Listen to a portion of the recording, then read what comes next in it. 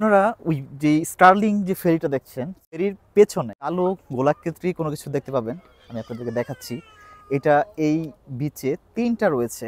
একটা হচ্ছে ওই যে ওই পাশে, আরেকটা হচ্ছে ওইটা, আর আরেকটা হচ্ছে এই যে এটা, এই ৩টা।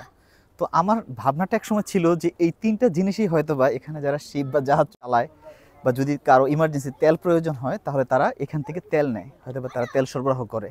ওই দিন আর্জেন্টাইন একজন আমাদেরকে ভিজিট করতে আসলো। সো ভিজিট করার সময় উনি আমাদেরকে বলল যে এই ৩টার মধ্যে কোনো একটাতে 5 স্টার হোটেল রয়েছে এবং সেই হোটেলটাতে মাইকেল জ্যাকসনও এসেছিল শুধু তার প্রাইভেসিটাকে মেনটেন করার জন্য।